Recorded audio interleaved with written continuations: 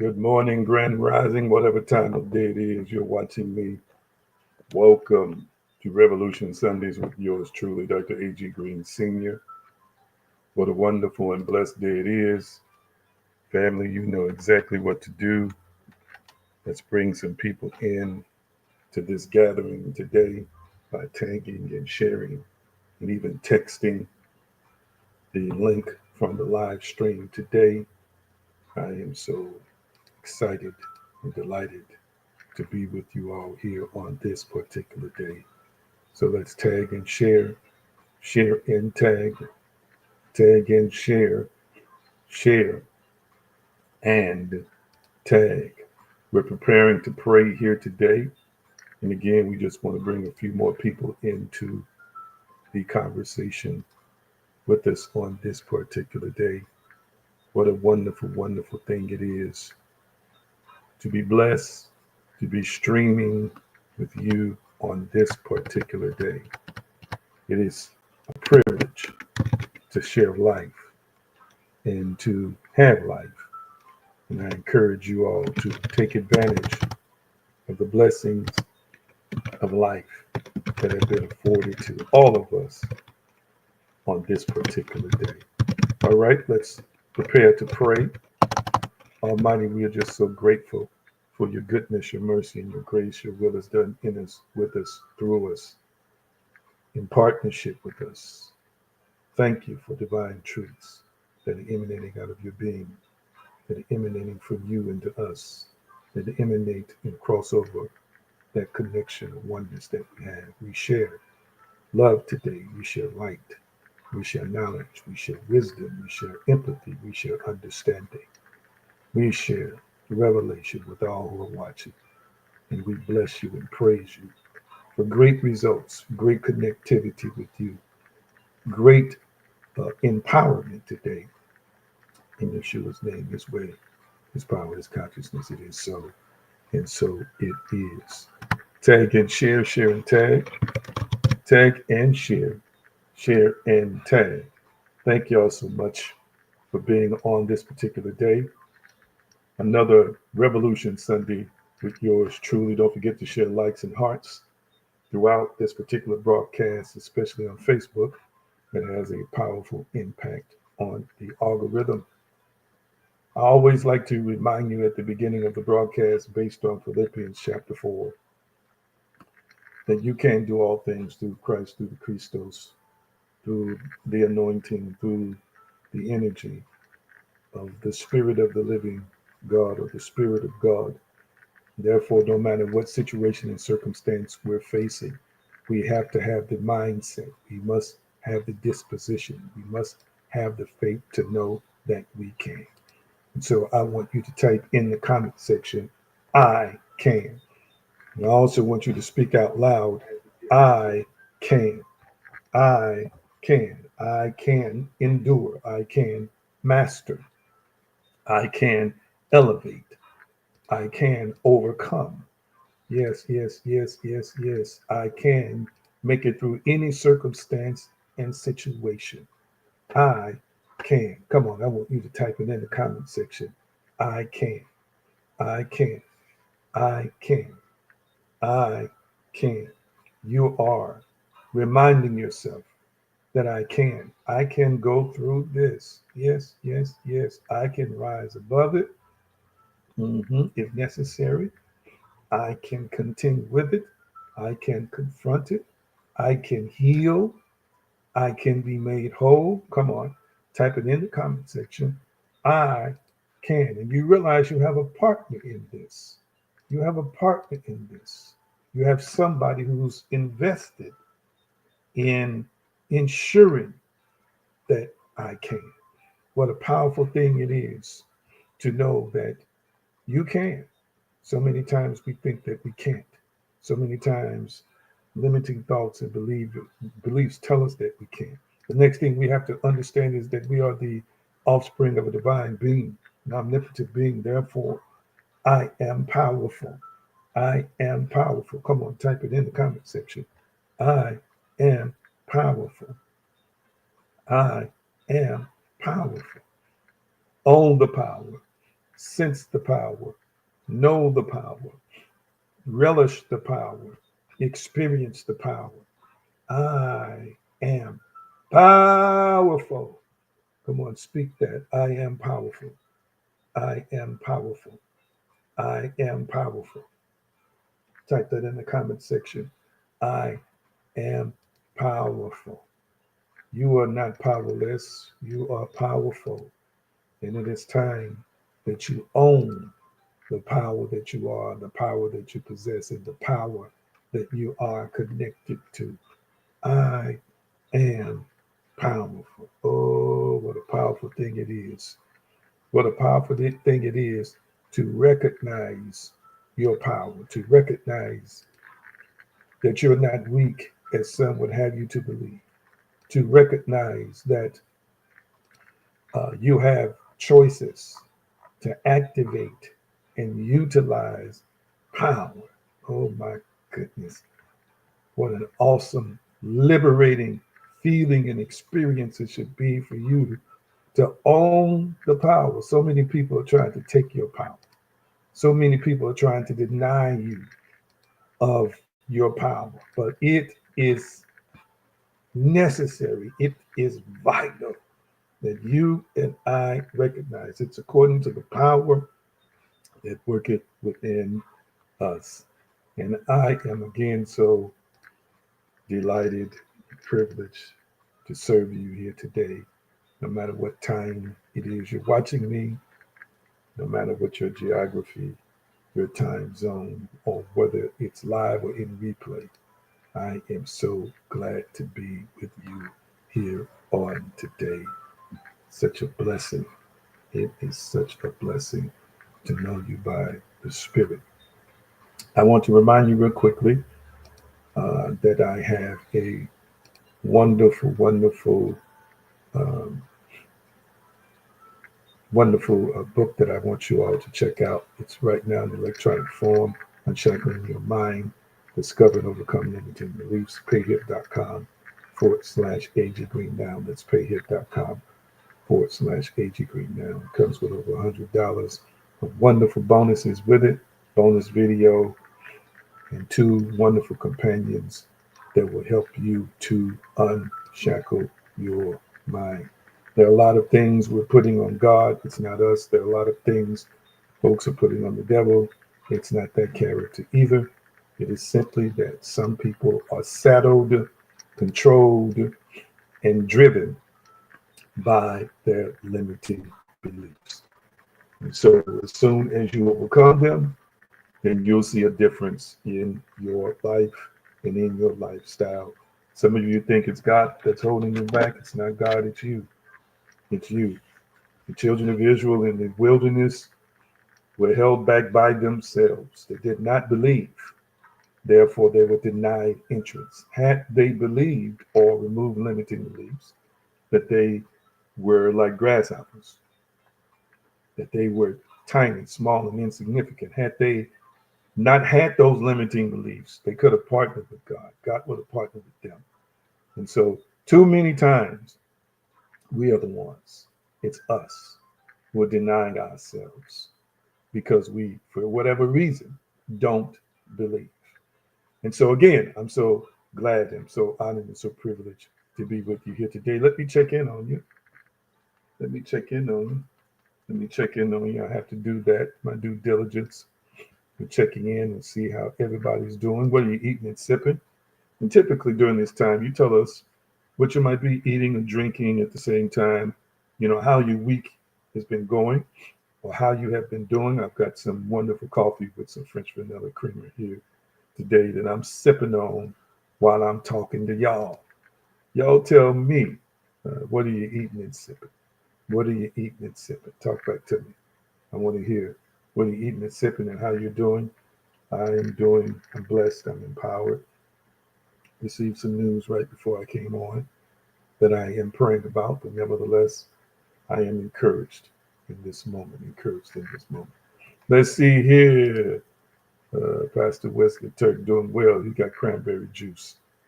All right, our resident mystic, Wesley Turk, Doing well, cranberry juice. Who else? Who else? That's some good healthy stuff there too. Cranberry juice is good for you. Many things, including your kidneys. Helps flush your kidneys. It helps fight uh, UTIs. It's got a lot of powerful properties within it. Anybody else want to tell me what you are eating and sipping today? I shared with you mine. Now I want you to share yours with me. Just waiting. Just waiting on a few of y'all to respond. I see the definition needs to be upgraded. That should be better again. All right, that should be clearer for you. Let's see here. Let's see here.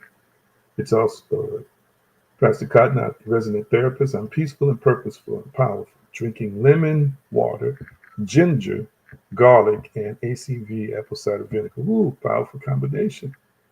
A lot of good stuff between ginger and garlic. Garlic is a natural antibiotic, actually.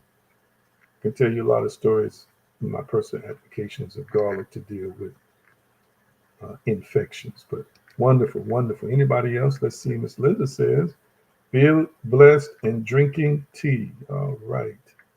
All right. So good to hear how everybody is doing on this particular day, as well as what you're eating and sipping while you're watching me. And remember, you're in the no judgment zone. So whatever it is what you're doing. Let's see, feeling good. My Krista says with avocado, toast, bacon, eggs, and coffee. Sounds delicious. Sounds delicious. All right, very good, very good. I want to encourage you all, of course, as we are streaming this for you live, we're in preparation for another calendar year. Western civilization calendar year is about to change. And I've got some things that I'm going to be working to help you align with God and align with the best version of you in the upcoming calendar year. And so I want you to prepare your hearts and minds for a realignment, or a more intense alignment. The upcoming year can be your greatest year, even if you're experiencing what you feel to be opposition, if somehow, some way you understand alignment. And there are a lot of things within the context of alignment. Identity is one of those things. Divinity is one of those things, so forth and so on. So we'll be sharing some powerful nuggets holistically, from a holistic perspective. It won't just be spiritual. We'll cover physical, we'll cover psychological, we'll cover financial, we'll cover health. We'll do a series of programs where I'm going to bring some guests on, and we're going to start the new year out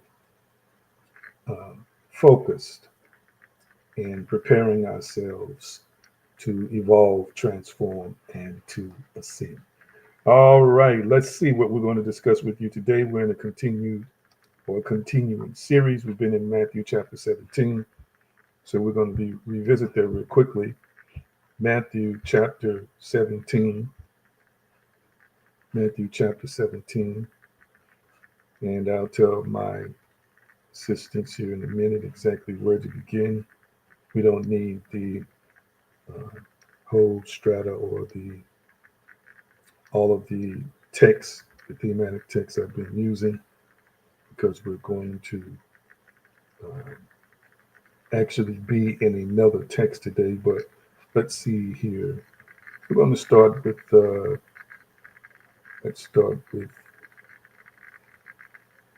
today. Let's start with verses 19 and 20. 19 and 20. Matthew 17, 19 through 20.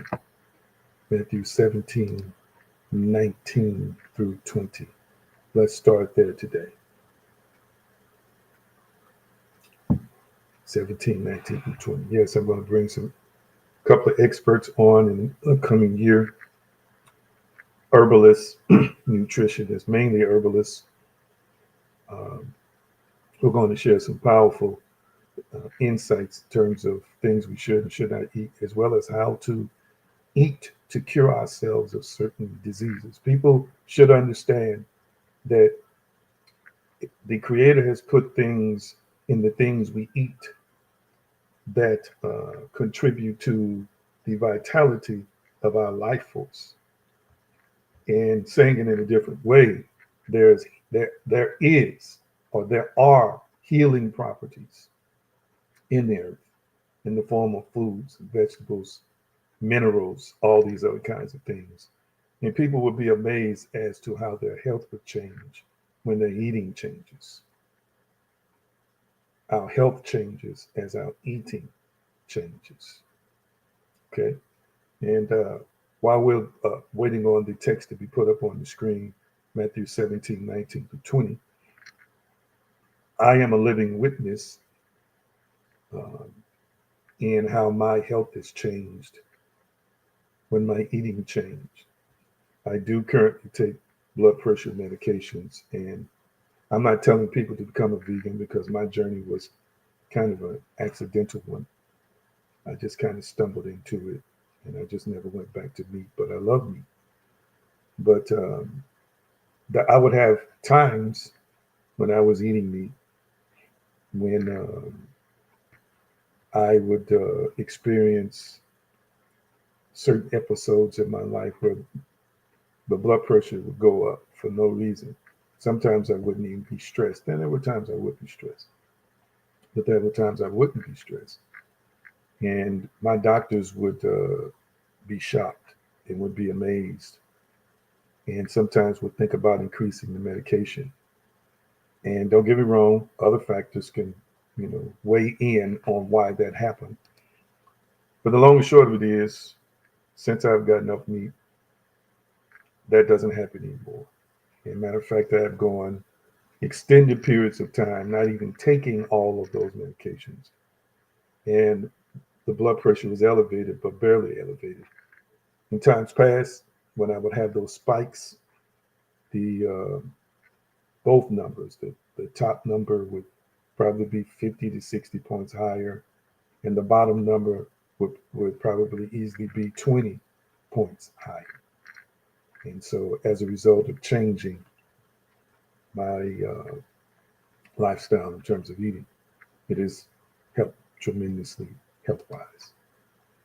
Just a little something, something. We'll get into it. King James. Then came the disciples to Yeshua apart and said, why could not we cast him out? It was a question. And Yeshua said unto them, because of your unbelief, for verily I said to you, if ye have faith as a grain of mustard seed, ye shall say unto this mountain, remove hence to yonder place, and shall remove, and nothing shall be impossible unto you. And so we've been having an interesting conversation, and it's going to take another turn today. It's going to become even more interesting today. We are in part four of this. We're in part four of this particular presentation, and we have entitled it Big Things in Little Packages. This is part four. Big Things in Little Packages. Thank you, Almighty, for strength and power and clarity and support, partnership with you to succinctly articulate your mind today. And we bless you. It is so, and so it is. Yeshua's name. Big things come in little packages. We're going to pick up today. Um, we're going to pick up today basically dealing with the verse that we use today. And Yeshua said unto them, because of your unbelief. Prevail, I say unto you that if you have faith as a grain of mustard seed. I've been working on getting to the mustard seed. I finally got to it last week. Faith the size of a mustard seed. And I defined to you last week what faith is from a lexical standpoint, the Greek, since the biblical text, mainly in New Testament, although the Aramaic and Greek and Hebrew is spoken, it's written mainly in Greek, small parts in Aramaic. But nevertheless, we covered the word faith last week. It's the Greek word pistis. I'm going to get a little bit deeper into that particular definition on today. He said to them, it was because of their unbelief. Let me review some things that I have said to you about unbelief. The word unbelief, apostia, in the Greek means faithlessness. There also is in parentheses, when you're looking at the lexicon, and some who use Strong's, negatively is highlighted there in parentheses as it relates to this word unbelief or disbelief. The lexical context for this verse, the verses prior to that, where he says it's because of your unbelief, means weak faith. Weak faith. And I quoted from the great Ralph Waldo Emerson, who said skepticism is unbelief in cause and effect. Skepticism is unbelief in cause and effect. Again, I could take that particular quote and we could talk about that for an hour. The cause and effect of what we believe. The cause and effect of what we believe. Hear me. That in itself is a message. And I'm going to highlight that even more intensely on today. Horatius Bonar says, all unbelief is the belief of a lie. It's the belief of a lie. The point that I was trying to drive home over the last several weeks, and more specifically when I discussed unbelief, is that unbelief is belief in something. I want you to type in the comment section, unbelief is belief in something. Mm. Unbelief is a belief in something. Wow. Unbelief is a belief in something. This is what people need to understand and recognize. When people are struggling with unbelief, it is you as a spiritual being using your faith in that moment, not or in the not or in not or in can't or in what you perceive to believe to be something. I want you to hear me. So if a person does not believe that they are qualified, it is a faith in them being unqualified.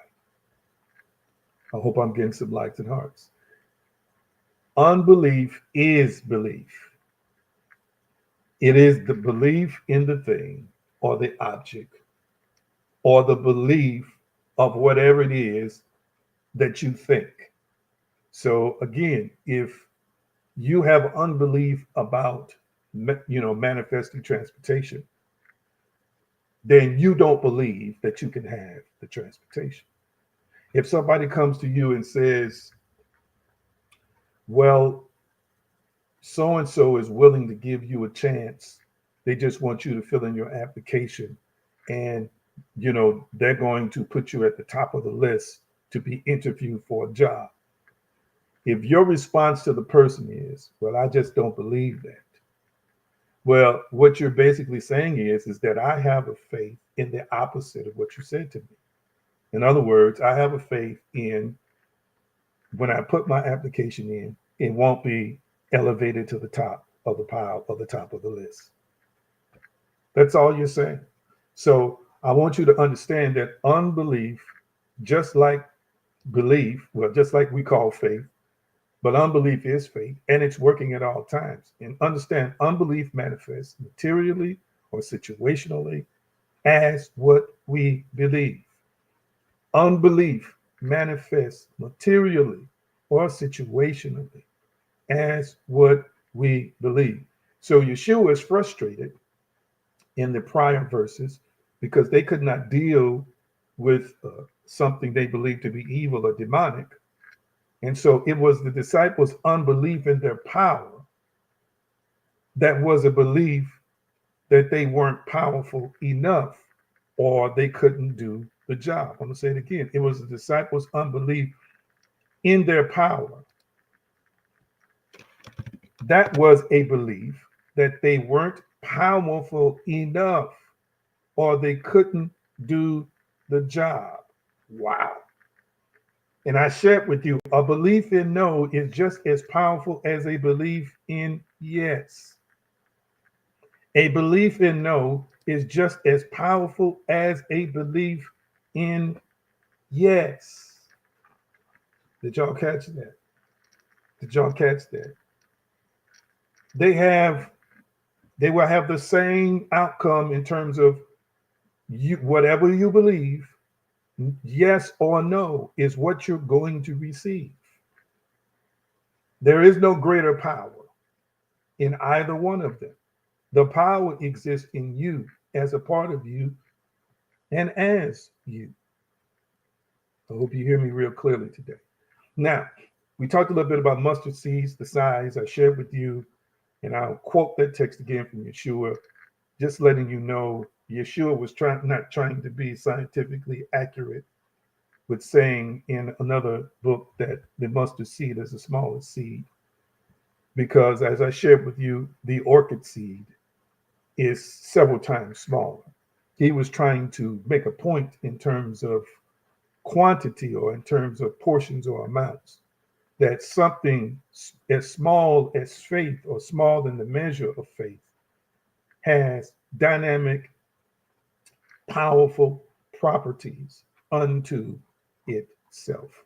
So now let's look real quickly at some key components of faith. Some of you all know Hebrews 11:1 now. Faith is the word faith there, Greek word pistis, substance of things hoped for, evidence of things not seen. We've dissected that text probably by now thousands of times on any of our broadcasts. And I want to give you some key components to faith that I kind of covered last week.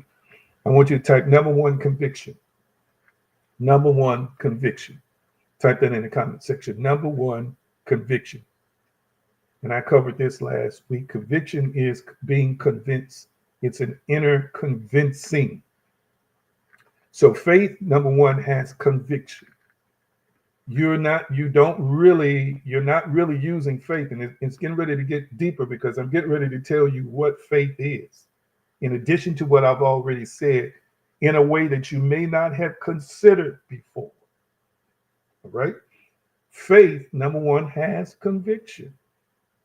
If you and I have faith, remember, even using faith, as we say, in the negative way, we are convinced within that, it is something that is or is not. Number two, confidence. Confidence. Now that confidence comes from that word. Now faith is the substance. The word substance is hypostasis. It means assurance. So confidence provides support and assurance. So we have conviction, and then we have assurance. That assurance says to us, okay, this is, we're convinced it's done, but we're also assured it's done, meaning that we know it's done. There's an assurance in knowing. There's an assurance in the conviction. There's an assurance in what we believe to be. Type number three, expectation. Let me see if we're getting it up here. Number three, expectation. Hope in the Hebrews 11:1 is defined as expectation, and it is the expectation of something good. So when we have expectation, we anticipate or look forward to the coming or occurrence. When we have expectation, we anticipate or look forward to the coming or occurrence. So, for example, if someone have said that they're coming to your house at a certain time, you are expecting them any moment. Did you catch that? You are expecting them any moment. You might look at your phone, you might look out the window, or you might be going throughout your day doing whatever it is you do. But if they're reliable, you're expecting them. It is expected. Lord have mercy. So when we have faith, we have conviction, that inner convincing. We have confidence, which is the assurance. And then we have hope, which is the expectation. And then last but not least, we have number 4, which is the evidence. The evidence. It's the substance of things hoped for. It is the evidence or the proof. All right. Faith contains its own proof or reality. Its own proof or reality, or its own proof also of reality. Did you catch what I just said? My goodness. We're getting ready to take this just a little bit deeper. A little bit deeper. So here's something I want you to consider right now. Turn your ears on, as the old folk used to say, as did some of the truckers used to say. Conviction, confidence, expectation, and evidence all exist as thoughts. Wow. I'm going to say it again. Conviction, confidence, expectation, and evidence all exist as thoughts. Ooh. I need you to let that settle within you. All these 4 components that I just mentioned to you are your thoughts. And your thoughts, again, are the building blocks of faith or your core beliefs or what you believe. I need you to hear me. People think that faith is God. People think that faith is outside of them. Family, I need y'all to know that faith, it is your thoughts, and I should add this other component to it, and the imagery or the images that you and I see within ourselves. Because we don't just think a thought and not see most of the time what we're thinking, or not have an image of what we're thinking. So if you're thinking something is going to go bad, it's only a matter of time before you're going to start seeing it within the visual sketch pad of your mind. You're going to start seeing the thing go bad. That's why it's not coincidental to me when people say to me, I think I'm going to have an accident. It feels like I'm going to have an accident. Now, hear me. I understand being sensitive to the future, because some of us are. Some of us can see in the future. Some of us can see around corners. It's the truth. But at the same time, you and I had the opportunity to either select or not select it. So we don't understand that just because something is revealed to us in one reality doesn't mean we have to accept it in this reality. That's a whole nother discussion. But say you keep saying it. If you keep saying, I just feel like I'm going to be in a car accident, it just seems like I'm going to be in a bad accident. That's another aspect, the feeling component, which again is our motivational thrust or push that seems to, from a neurological perspective, sway us to positive or negative feelings or positive or negative emotions. But if you say it, then you will eventually see yourself in a bad accident. It happens all the time. Now, if you dwell in this persistently, then that means you have adopted it as a belief. Therefore, it's going to create. And that's why when people come to me and say, I just been thinking the whole time, I've been dreaming and having these visions, that this is going to happen. And I had a bad accident and almost died. And this is what I want to say to you. When you have these premonitions, or if it is your spiritual sensitivity or what people call a gift that reveals these things to you, it is incumbent upon you to have an understanding that you have a choice in the matter. Oh my goodness. Somebody type it in the comment section. I have a choice. I have a choice. You get to choose whether you understand it or not. It is replete throughout biblical texts that choice is there. Even when the writers are saying that something is God's will, God still, or the text at some point in time is going to tell you it's still going to be about your choices, aka your beliefs. The next thing I want you to understand, I made the statement: conviction, confidence, expectation, and evidence all exist as thoughts. I want you to understand that thoughts are immaterial.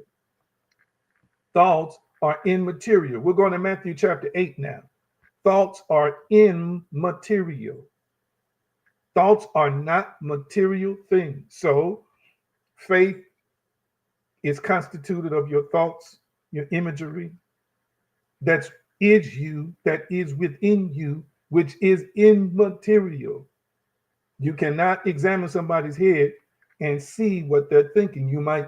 You will see or capture, they'll be able to capture the transmission, or excuse me, the activity of your brain waves, but there is no interpretation in terms of specific thoughts from brainwave patterns that can be detected by modern day instrumentation.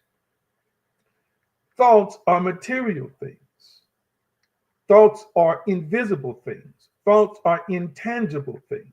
We're going to Matthew 8 and 7. I'm building my case for you today. Big things, family, come in little packages. Here we go. Matthew 8 and 7. And to my assistant here today, look like we got one on. We're going to do Matthew 8, and we're going to do verses 7 through 10. Verses 7 through 10. Hold on, because I'm getting ready to show you something. 8, 7 through 10. Let me see if she got a chance to put the text up yet. Give her a minute or so to gather that. And I'm going to start reading, and when she's ready, we'll have the text up.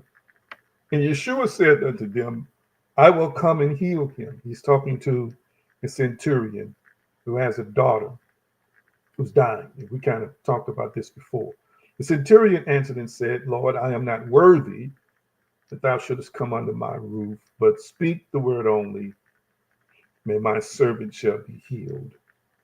For I am a man under authority, having soldiers under me. And I say unto this man, go, and he goeth, and to another come, and he cometh, and to my servant do this, and he doeth it. When Yeshua heard it, he marveled and said to them that followed, verily I say unto you, I have not found so great faith in Israel. So great faith in Israel. Let's see if we're ready yet to put that up. I'm sure it'll be up in a minute. Matthew chapter 8, 7 through 10. Let's look at this for a few minutes. This is a centurion who approached Yeshua about a child, a daughter that needed to be healed. Now, I want you to catch something in verse 8.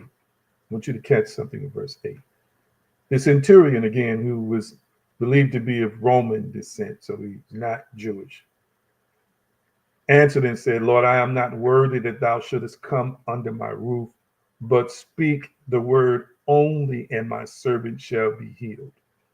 Now here, I'm getting ready to preface a statement for you. I'm getting ready to preface, it's a question that is a statement. It's a question that is a statement. Okay? And the question is, do you believe in invisible power? That's my question right now. Do you believe in invisible power?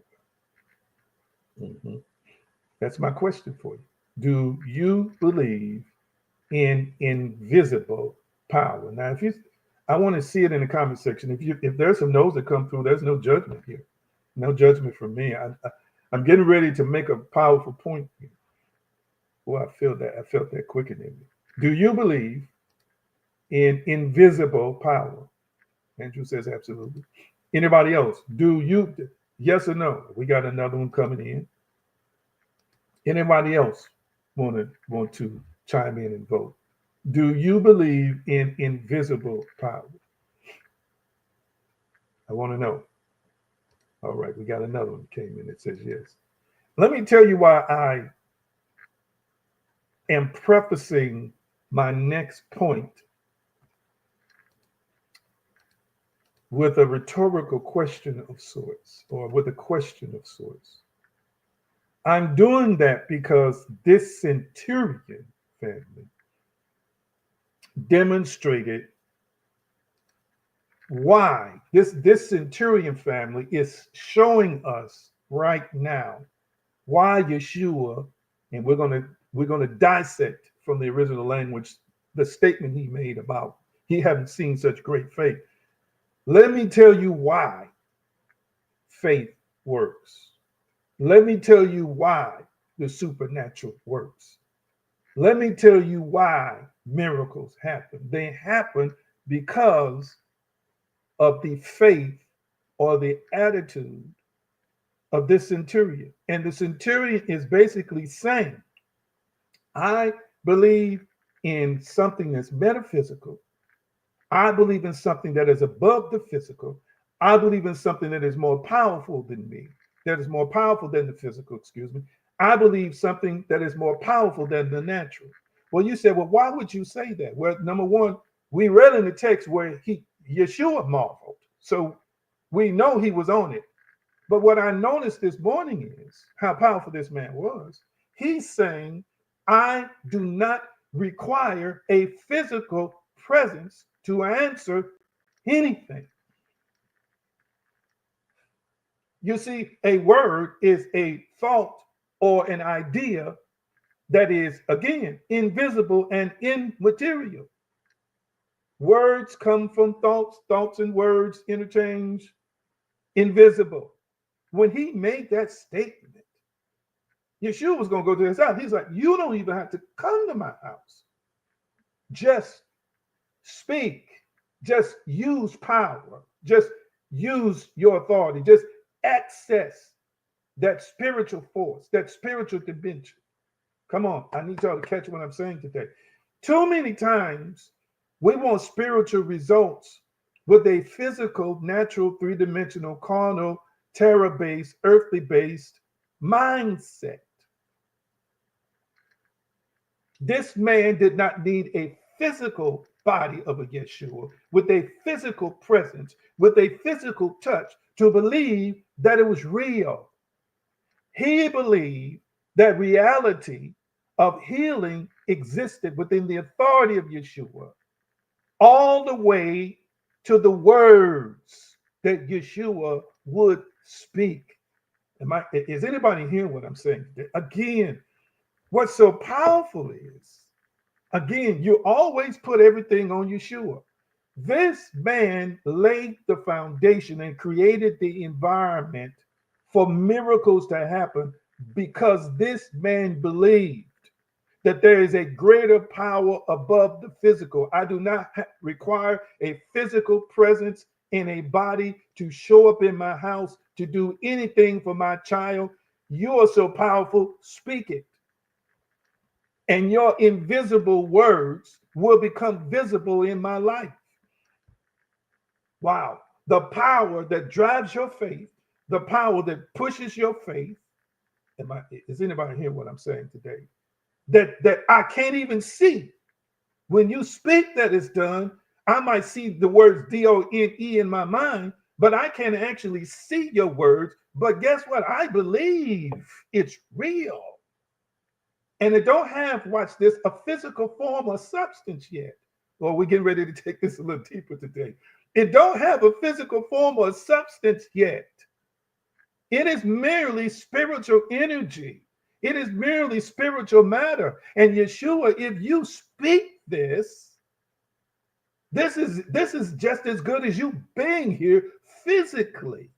And I got to ask you the question, is your faith in the invisible? Is your faith in the spiritual? Is your faith in the power that you possess that's internal with you? Is your faith in connection and oneness with God and connected to an infinite power source? Is your faith in that, or is your faith in physical stuff or physical things or things you hear coming out of physical containers? Things you hear coming out of these physical containers that we might call people. These spirits who inhabit these physical containers. Is your faith in that? Is your faith in a physical notice? Is your faith in a physical credit report? Is your faith in those things, or is your faith in something that's higher than this dimension? Goodness gracious. I feel something here. Oh, we get ready to take it deeper. We get ready to go just a little bit deeper here today. So there's a lot of times people are saying, they believe, but they're really looking for something physical to show up. Can I let me just say this. Speaking to me and everybody else. This man is literally saying, I don't need a physical touch point for it to be done. This is what he said. I don't need to see you, Yeshua, going through the motions, walking into my house, walking up to my child, laying hands on my child. Come on now. See, y'all put too much stock in people who wear collars. You're putting too much stock in people who preach messages. And you need to understand this man was none of those things, but a spiritual being who believed in the power of Yeshua, not knowing he was exerting his own faith power. And I'm going to show it to you again, that what he did is what co-created with Yeshua. And what Yeshua did was basically said, I agree with you. I'm going to show you in a few minutes. We have to ascend to a place, family. We have to ascend to a place. Ooh, my goodness. I'm going to say it. We got to ascend to a place where we don't need to see nothing to believe something. We got to ascend to a place where we don't need to see something in the physical to believe something, to know something. Oh, my goodness. Help me, help me, help me. It's a challenge for us at times because we are addicted to sensual interpretation. We are addicted to our senses. We're addicted to what our senses say to us is real and what's not real. We are addicted to the parameters and constructs of this simulation. That's what I call it. The parameters and constructs of this temporality. The parameters and constructs of something that really isn't real, that is changing every day. And you and I don't always see that it's changing. We are addicted to it. We honestly think it is a super reality. We honestly think it is the only reality. We honestly think it is a true reality. Watch this. And we think it is a reality that's disconnected or independent of us, when in essence, it's a reality that's very much connected to us. It is a reality that responds to us.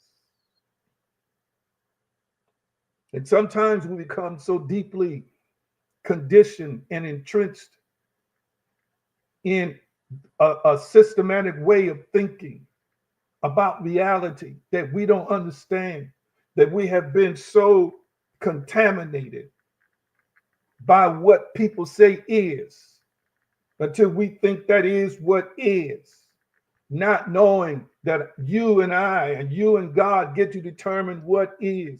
Just because somebody else said you can't do it because they couldn't do it, doesn't mean you and your partnership with God cannot. Absolutely, you and your partnership with God can. But it begins with us setting the stage, setting the foundation, preparing the environment like this centurion, that I don't have to have the money in the bank account to be wealthy. I don't have to have the paperwork from the job to actually have the job. I don't have to have any physical processes. I don't have to have any physical material. I don't have to have any physical things, any physical components, just to know it's real or not. Am I making any sense to anybody? I'm not on Facebook, but I hope I'm getting a bunch of likes and hearts right now. I hope you all are vibing with this. I hope that you all are connecting with this. He's feeding me while I'm talking to you. He understood this because he was a person of authority. Verse 9. He was a person of authority, meaning he had used his word in the past to move men. He had used his word in the past to move men to create or discreate. He had used his word in the past to organize and to construct. He had used his word in the past as one who was over at least 100 soldiers to create a reality within the 100 soldiers that he commanded. He understood authority. And I got to ask the question, do you really understand authority? Do you really understand authority? I find out that many times we really don't understand authority. And I find out that sometimes that understanding of authority is polluted and convoluted by religion, and it's polluted and convoluted by improper teachings about certain things, to the extent that people operate with an understanding of authority as if it's conditional and limited. We operate with an understanding of authority as if it's sometimes, and sometimes it's not. We operate with an understanding of authority as if it's intermittent, like a flickering light bulb that goes on and off. And we don't know why. Authority, understanding authority is very important, because when you understand authority like this centurion did, he recognized as an authorized governmental official of the Roman Empire that his word carried power, that his authority gave him permission to utilize and exercise power. And his body, his physical body, did not need to be in places for things to get done, because his word could do it. Do you believe that your word can be in places your physical body isn't? Do you believe that your faith can be in dimensions and realms and create things that your physical body cannot? Do you believe, come on here, somebody, that you are of the authority, of the same type of authority, where your body, your fingers, your hands, your feet, come on now, don't have to be present for something to happen? Do you believe that physical things don't really determine reality, but spiritual things do? Oh my goodness. Somebody ride with me today. Who riding with me today? Who's riding with me today? Who's riding with me today? Is this too much? I hope it's not too much, because I'm getting ready to give you something deeper. Let me look at my time. Let me get into it. Let me get into some juicier stuff. Some juicier stuff. When Yeshua heard it, this is verse 10. He marveled and said to them that followed, verily I say unto you, I have not found so great tusitas, or so great faith. So great faith. Hear me. This phrase, so great faith, the word faith here, so great, so great. The word great here, or this phrase here, is an adjective. It's an adjective. And it's defined to mean of quantity, so great, so many. He's saying, I have not seen this kind of spiritual measure before, spiritual quantity before. Oh my goodness. Hear me, family. This is what you need to catch. This is what church folk need to catch. By church folk standards, he's not a quote unquote saved. By church folk standards, he's not quote unquote a believer. Well, why is it that he's being singled out by Yeshua as having great faith? Because according to modern day interpretation and ancient interpretation by people around Yeshua, he's a heathen. But yet he's singled out as having faith. Hear me, because faith don't belong to a particular community. Faith belongs to all spiritual beings of God class. Oh. Did I just say something? That's why his faith works, because he is a spiritual being of a God class. And that's why Yeshua is saying, I done met a lot of Jewish folk that don't have this. It's not exclusive to a particular group of people. Everybody who chooses to accept it and own it can demonstrate faith. My, somebody help me. Somebody help me. I don't want to step on too many toes this morning. I need y'all to hear from what I'm getting ready to say. Watch this. It's getting ready to get a little bit deeper. We're getting ready to open up just a little bit more. The quantity of faith, he said, I haven't seen before. Remember, hear me, the word faith. Now, this time I went to a lexicon. I didn't just use Strong's. I'm trying to help people who want to remain studious in studying these ancient texts, and in particular the Bible. Strong's is not considered by elite scholars as the best source anymore. It's a source, a good resource, but it's not held in high regard like it is in most churches. We got cutting edge scholars who are constantly studying the interpretations, the translations, the words that were used, and starting to understand that mistakes have been made. The lexicon is pure. It says a conviction of truth of anything. That's the number one definition in the lexicon. Well, why do I say this? Because when you look in Strong's, it says a conviction of religious truth concerning God, but that's not only what faith is. This conviction of the truth of anything, which is the lexical definition, can, yes, be a faith in God. It can be a faith in yourself. It can be a faith in somebody else. We have people thinking that faith only applies to something that is God, or for God to do, or the being God, or the being we know are called God. And it's not true. It is a conviction of truth of anything. Anything. Somebody help me here. I feel like running. So your conviction in terms of what you believe can be about anything. The number 2 definition in the lexicon was explained like this. A New Testament of a conviction. It says the way it's used in the New Testament is of a conviction or belief respecting man's relationship to God and divine things, generally with the included idea of trust and holy fervor born of faith and conjoined with it. Fascinating. So consider this. Consider that great faith is an adjective.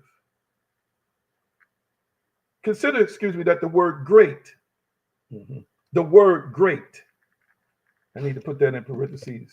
The word great is an adjective. And also consider that faith is a noun. I want you to type it in the comment section. Faith is a noun. Type that in the comment section. Faith is a noun. I got you doing that for a reason. Faith is a noun. Faith is a noun. Adjectives describe nouns. Is there anybody real quickly who wants to tell me from your early days in English education what a noun is? Real quickly. Anybody want to tell me what a noun is? Want to define to us what a noun is? You should have to go and Google that. You should know that. We learned that early in English. But somebody help me real quickly. What is a noun? Real quickly. We're getting ready to go deeper here. You don't want to get off now. You don't want to get off now. You want to stay on for this ride. Anybody want to define what a noun is? I know you know it. Thank you so much. Resident therapist. It's a person, it's a place, or a thing.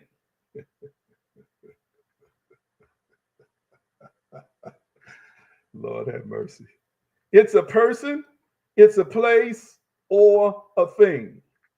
That's typically what a noun is.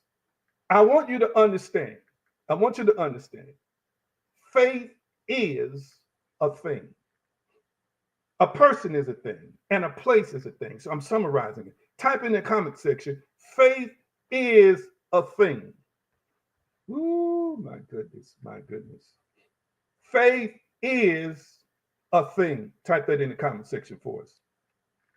Faith is a thing. I want you to type that real quickly. Come on now. Type it in the comment section. Faith is a thing. The reason why I want you to type it in the comment section is because I want you to understand that thoughts are not just fleeting ideas. We'll say it again. Thoughts are not just fleeting ideas, but active forces that can manifest into our experiences. They're not just fleeting ideas, but they are active forces that can manifest into our experiences. Yeah, it's a thing. So remember what I said before, that faith is conviction, confidence, expectation, and evidence that exists as thoughts. And remember, these thoughts are what? Immaterial. So faith is an invisible thing. I'm going to say it again. I'm going to say it again. Faith is an invisible thing. The great New Thought leader who lived in the mid to 1800s, Pastor Mystic Turk, is the one who's responsible for this phrase. His name was Prentice Mulford, and he said, "Thoughts are things." Y'all starting to follow me now. Thoughts are things. I want you to type it in the comment section. Thoughts are things. Type that in the comment section. Thoughts are things. That's why faith is a thing, because faith is your thoughts. It's the thoughts of a spiritual being. Yes, it's spiritual because a spiritual being is thinking. Oh my goodness. I need y'all to catch what I'm saying before. It's not just some kind of fleeting idea. It is a thing. Every thought you're thinking right now is a thing. It's not a physical thing first, it's a spiritual thing first. But nevertheless, it is a thing. That thing is a being. That being is defined by the thing that you thought or conjured up or desired. Ooh. Somebody hear me. Somebody stay with me. Am I making any sense? Am I making any sense? So every conviction you have is a thing. The ideas and desires you have, they're all things. They're not just ideas. They're not just ideas that do nothing. No, they are living things. I quote again from Prentice Mulford, who says, "Why human thought is a real element, a real force, darting out like electricity from every man's or woman's mind, injury or relieving, killing or curing, building fortunes or tearing them down, working for good or evil, every moment, night or day, asleep or awake, carving, molding, and shaping people's faces and making them ugly or agreeable," end quote. Human thought is a real element and a real force, is what he's saying. And I want you to understand, again, your faith is made of thoughts. It is the building blocks of faith. You can't have faith without a thought or an image. I want you to understand that it is real. It is real. I want you to type it in the comment section. My thoughts are things. Type in the comment section. My thoughts are things. That's why if you got thoughts that you don't want to create, you should persist in those thoughts. Because persisting in those thoughts has the ability to produce in a physical counterpart or physical form the thing that you were thinking. Type it in the comment section. My thoughts are things. Give me a few more minutes. Napoleon Hill, who wrote the global juggernaut that was a success, Think and Grow Rich, he said, thoughts are things and powerful things at that.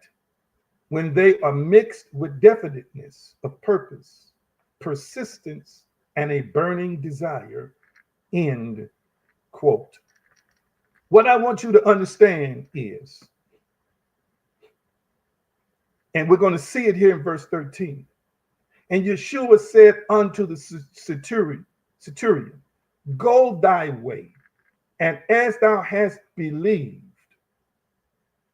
go thy way, and as thou hast believed, so be it done. So be it done unto thee. So be it done unto thee. And his servant was healed in the self same hour. So it was for a servant, not a son or daughter. His servant was healed in the self same hour. Now, listen to what Yeshua said. Go thy way, and as thou hast believed. The word believed here is pistiu. Guess what this word comes from? The Greek word pistis. So his belief is a thing. So he said unto him, go thy way as thou hast, watch this, believed, or has as thou hast created the thing. I'm going to just look right here. Did you catch that? Did you catch that? In other words, the thing that you see in your mind, Centurion, the thing you created in your mind, so be it. Did you catch that? Did you catch that? In other words, this man, family, had created the thing that was the outcome for his servant. And Yeshua said, I see what you created. See, this is what I want you to understand. Everybody can't see what you're creating. Yes, God will put people with discernment and other kinds of things, and they can see. But there's a lot of folk around you that can't see what's in you. They can't see what faith has created. They continue to see you according to the external circumstances. They don't see the you that's in you. They don't see the you that is great. They might see something that they consider to be unimpressive on the outside. They might see an unimpressive track record from how they've observed you in on your journey in this world, but they don't really see inside of you the thing. Lord have mercy. Dreams are things. Passions are things. The lifestyle or the career that you are living in your mind right now is real. It is a thing. It can be touched in the spirit. It can be lived in the spirit. It can be driven in the spirit. It can be handled in the spirit long before it comes into the natural dimension. And Yeshua didn't say, I'm going to do what I want to do. Yeshua said, I'm going to do what you already did. I'm going to agree with what you have already created. I'm going to agree with the thing that you already gave life to. Ooh, somebody. Am I making any sense to anybody here? Am I making any sense to anybody here? I hope I'm getting some likes and hearts. Somebody tell me, am I getting some likes and hearts on Facebook? Am I getting some likes and hearts on Facebook? When he said, so be it done, that word in The Greek means to become, to come into existence, begin to be, unto thee. So the very fact that he said, go thy way, and as thou hast believed, or as thou hast created the thing, I'm partnering with you to bring it into physical fruition. I need you to hear what I'm saying today. Your partnership with the divine is real, but your partnership with the divine is going to be based, family, on what you already did. It's going to be based on the things, family, in you. I got to ask you, what things of faith are in you? What things of faith are in you? Woo! What things have you created? Hear me, family. You can create cosmos and manifest chaos, excuse me. Well, cosmos too. You can't think cosmos and create cosmos. That's true. See how that came out? That wasn't even my logical mind. I was going to say chaos. He said cosmos. And you can create cosmos. See, I was trying to say chaos again. Okay, let me stay with cosmos. You can create a world, and a world will manifest.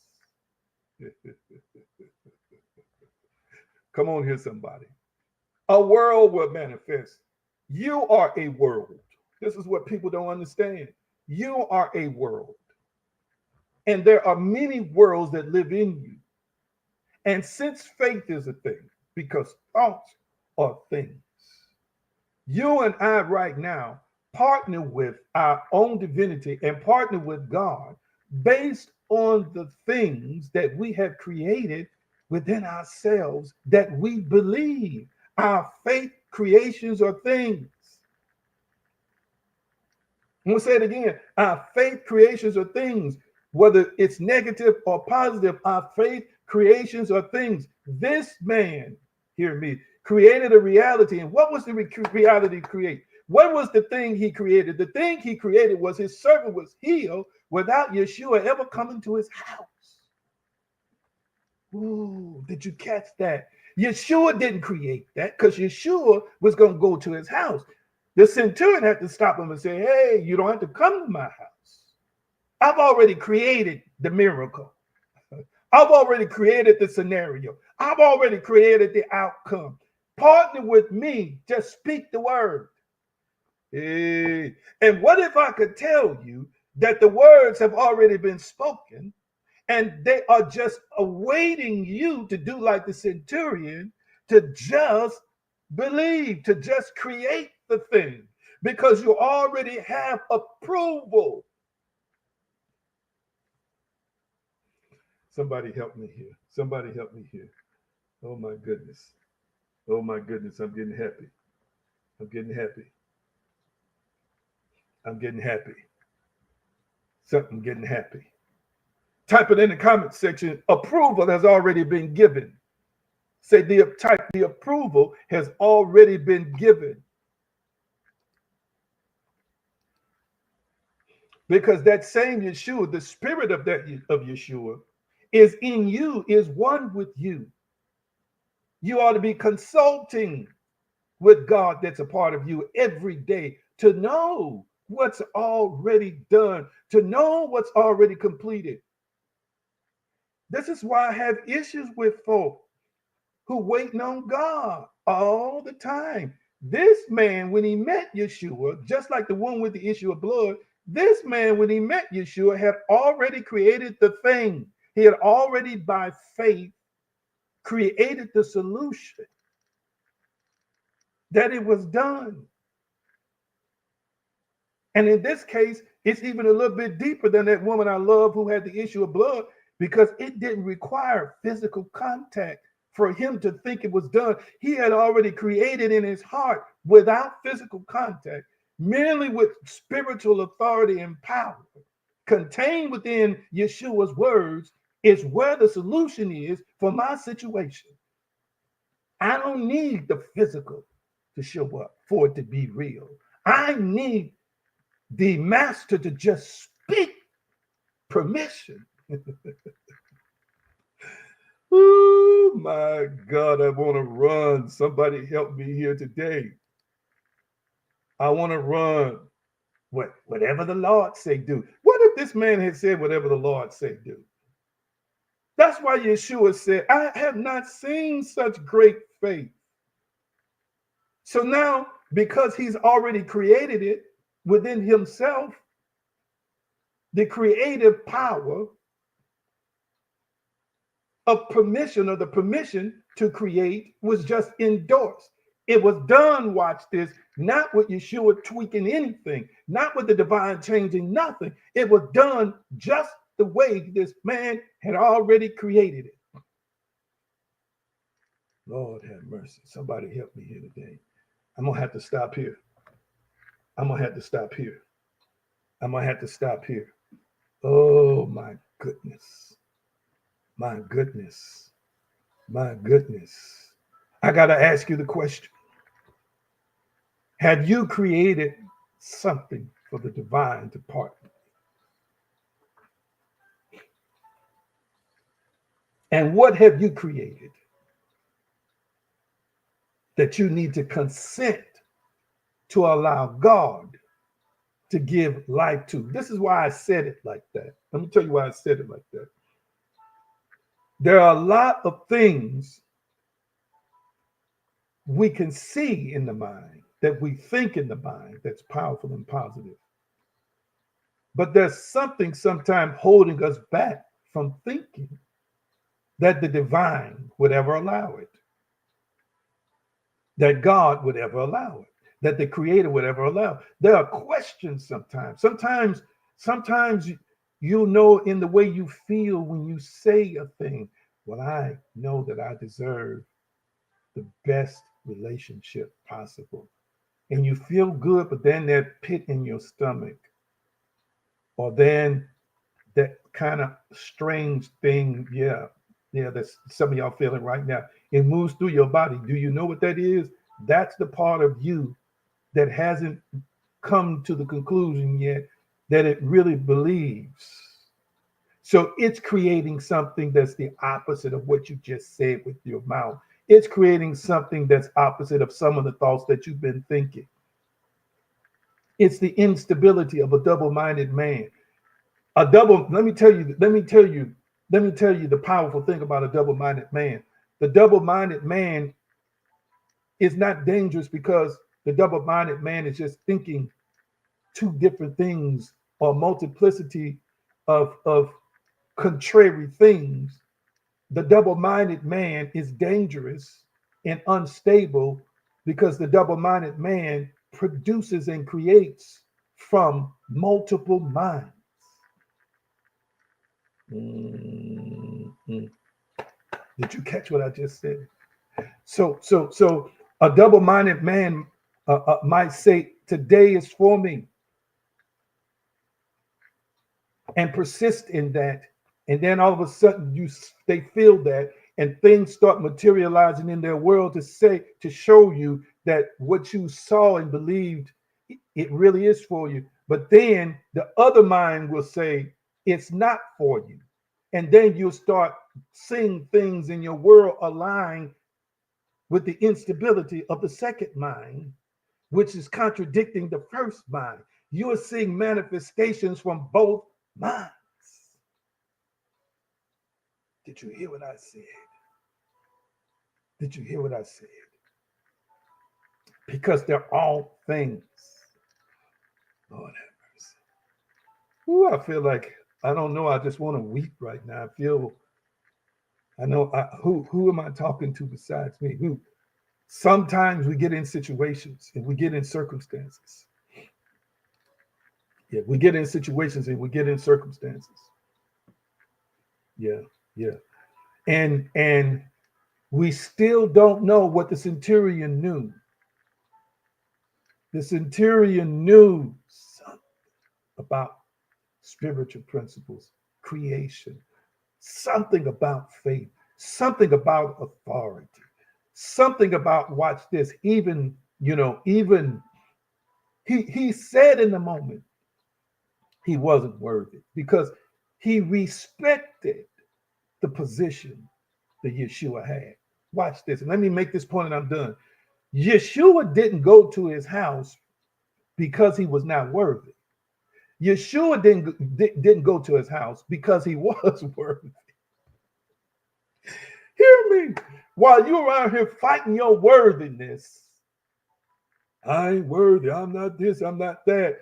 Yeshua partnered with him for the servant to manifest healing in the same hour and said, it's great faith. I ain't never seen it before. In other words, he found him worthy as a partner, worthy as a being, worthy as a man. Is anybody catching what I'm saying today?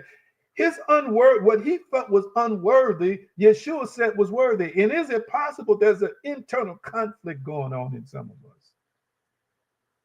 That some days we feel worthy and other days we don't. Is it possible that the self-saboteur is us? Throwing the rock and the hand disappears and we forget we even threw the rock until it's brought to your attention that you threw the rock. Lord have mercy. I got to shut it down today. I'm getting ready to pray. Almighty, I just thank you for this presentation, this word today. Big things do come in little packages. Thank you for the example of showing us that faith is a thing. It's alive. It's real. It takes on a form and a substance on the inside of us long before it manifests in what we call the external world. And I pray for the courage and the strength of those who are listening to me to have a dynamic, powerful, strong resolve like the centurion, to know that authority is present. Only a word needs to be spoken, and that the spiritual is greater than the natural. And I give you praise, and I give you glory right now. Settle it in the hearts of those who are watching me today, that the best of the best that they believe for their lives is the thing that they created in their heart, and that it is done with definiteness. It is done. And I bless you, and I praise you, and I magnify you. Thank you, thank you, thank you. In Yeshua's name, power, consciousness, it is so. And so it is. Mm, mm, mm. Oh, I feel a still moment here. A still moment.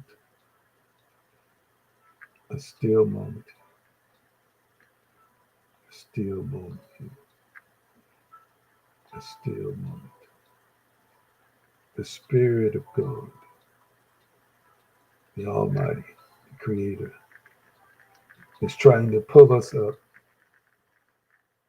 pull us into a higher dimension and a higher place, to embrace that, number one, we are loved. We are loved so deeply and so endlessly and so unconditionally. The love justifies worthiness. The love justifies grace.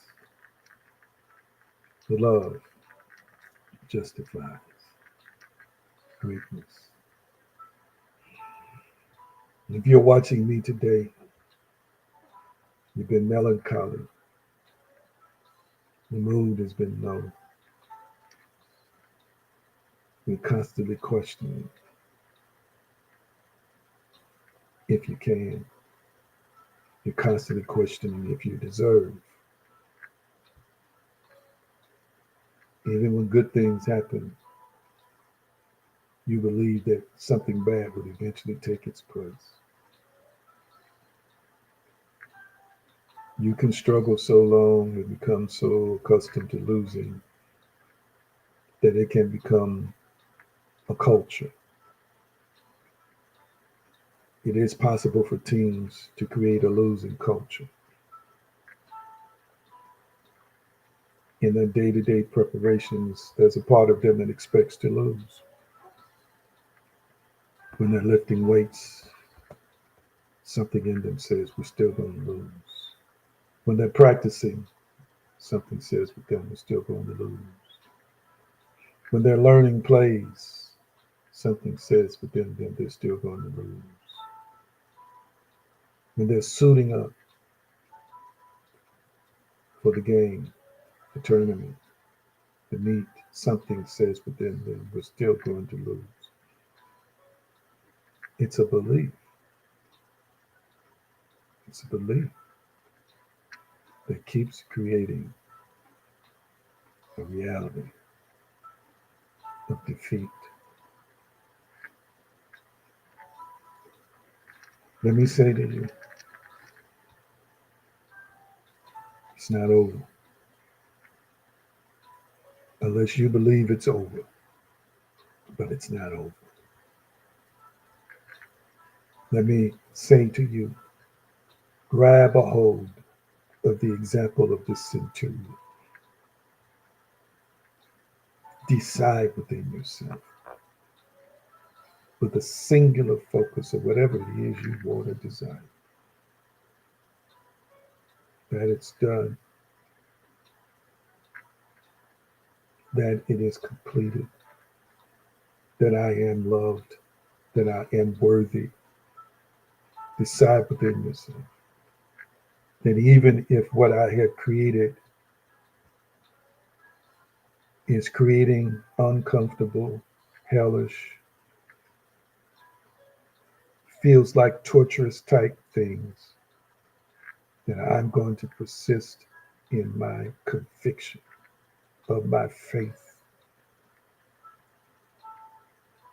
to create something better with God.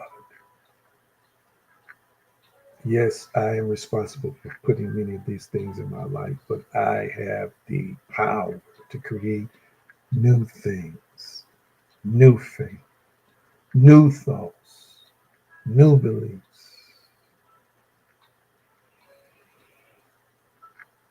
that will show up where the other things used to be.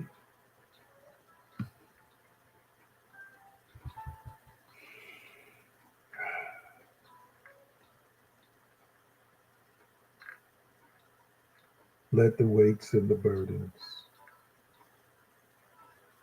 lift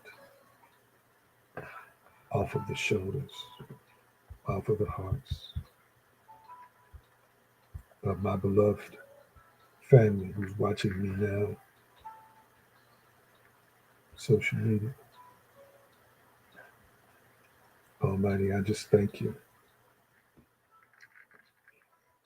for healing, for wholeness, for clarity, for strength.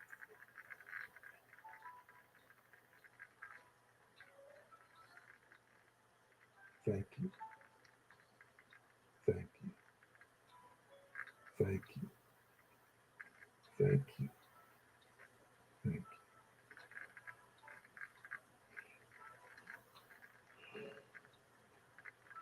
Talk to me. How you feeling?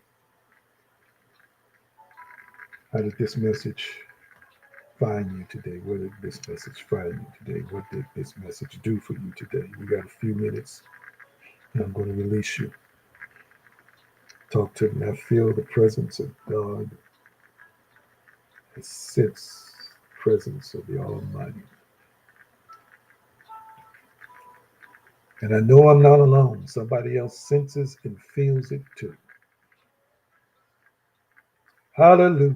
Thank you, thank you, thank you, thank you, thank you, thank you. It's all right to be thankful. It's all right to thank Him right now. It's all right to be thankful in your environment. Wherever you are, it's all right to give thanks. It's all right to give praise. Woo! Thank you, thank you, thank you, thank you, thank you, thank you. How you feeling in this moment? Talk back to me before I release you today. And put the giving opportunities up at the bottom of the screen so that you can share today your donations, your gifts of love. Oh my goodness. But I want to hear from you. I want to hear from you right now before we get off here. I want to hear from you right now. Hallelujah. Mm, mm, mm. Yes, sir. Faith is the thing. It's a thing, not a fleeting idea, but a thing. Anybody else? Anybody else? Anybody else? I feel a stillness. If I had you in the same physical building, I would probably not be saying anything. I would just allow us to flow in this moment of such a powerful presence.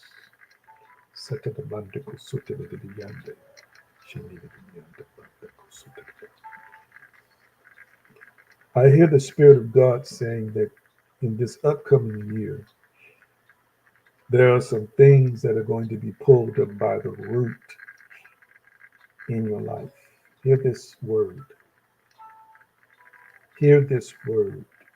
There are some things that are going to be pulled up by the root in your life. Some of you all have been only attacking the fruit. You recognize that there's some fruit growing in your mind and in your heart that has been reproducing every year, and you've been trying to attack the tree by the fruit. But I'm telling you now, what I see is like I see giant roots right now while I'm talking, being plucked up, and the fruit, the negative fruit you don't like, in that particular part of your mind, that particular part of your thinking, that particular part of your life, it's about to be pulled up by the root. Mm. It might feel painful at first, but I'm telling you, my unction, supernatural recovery from pulling it up by the root. And the hole from where the root was is about to be filled with new seeds, new trees that are going to grow and produce a harvest, a needed harvest, a desired harvest, a beneficial harvest, a powerful harvest of whatever. It's not just about finances. I'm talking about joy, and I'm talking about peace. I'm talking about being relieved and delivered from certain consistently negative things. I'm talking about career shifts and career promotions. I'm talking about pulling up the root of the self saboteur, pulling up the root of trauma, pulling up the root of rage and anger that lives deeply in some of us, pulling up the roots of cynicism and unbelief, pulling up the roots of the culture of losing and the culture of failure. I need you to catch me. Pulling up the roots that you are just some kind of physical being, pulling up the roots of religion, pulling up the roots of terrible limiting beliefs. My God, I sense it. I sense it, family. It's already starting to happen right now while I'm talking. Mansi, it's happening right now while I'm talking to you. Roots are starting to be pulled up. Listen to this. Listen to this. Listen to this. It's a divine hand that's pulling the roots up. Did you catch that? Because you're going to give permission. You as a divine being and giving permission to the Almighty. I'm telling you what I see. This is what Andrew has just said here. This is for Kristen. He's on YouTube, so I put it up so she can see it. I see roots, a giant divine hand. Woo! Who is for me? It's for you. Who is this for? Do you know sometimes it could be a root of poverty? I see hand. I see a giant hand. It's like it's wrapped around. I can't tell if it's a tree, but it's something huge, and its hand is above the ground because it has already ripped the root up out of the soil. I'm telling, I'm telling you, I'm telling you, fam. Hey, my God, I'm telling you, I sense this and feel this right now, right now, right now, right now, right now. I sense it and feel it. I sense it, I feel it, I know it. This upcoming year, when these roots are being pulled up, it might feel uncomfortable, but let it come up. You're going to feel different. You're going to feel different, but allow the roots to be pulled up out of you. Because I'm telling you right now, I'm telling you right now, I'm telling you right now, mm, mm, mm, that healing and wholeness in a new you is going to emerge a better you. You're getting ready to conquer some things. You're getting ready to conquer some things. And you're getting ready to officially be able to see in this dimension what you've seen in your heart, but was being blocked by a saboteur that was you on a deeper level. Once the roots are up, the saboteur is gone. No more fruit produced from that tree. New things are taking its place. Yes, arthritis must leave. Sickness pulled up by the roots. Pulled up by the roots. Sickness is not just a physical invention, it's a spiritual invention. Whether you believe it or not, it's a spiritual and mental invention. Yes, yes, yes, yes, yes, yes, yes. It can come and it can go based on your thought. Wow, I gotta go. I gotta go. This just made me think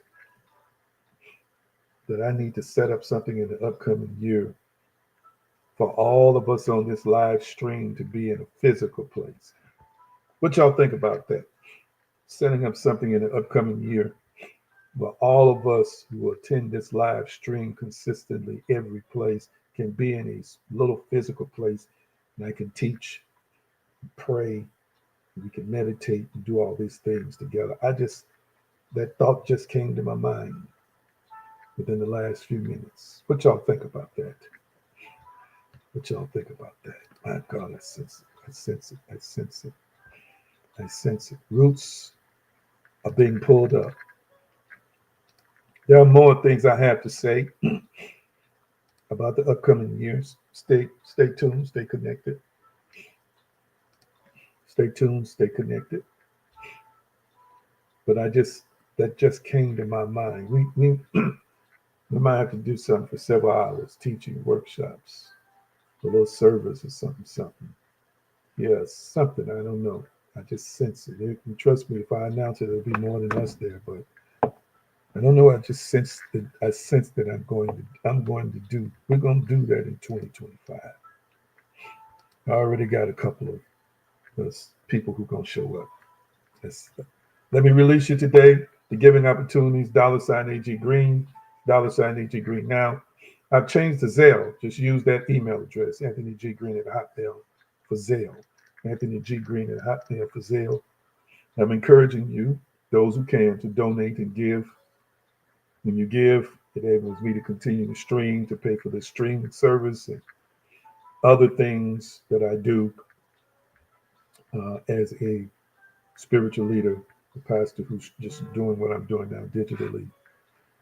I want to expand and increase in the upcoming year, and your prayers and your support will help me do that.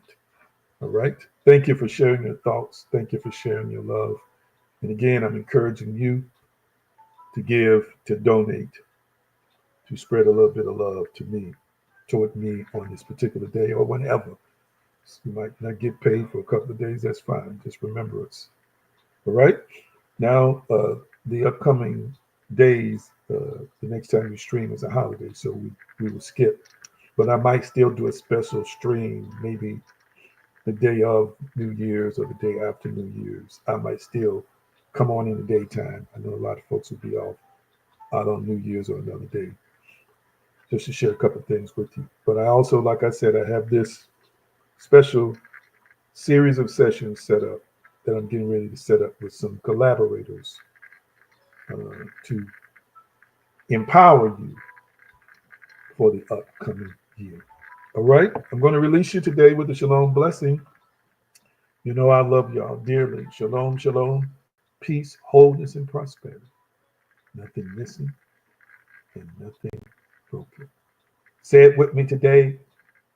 I can and I am powerful. Don't forget to do your mirror work as well. Love you. See you soon.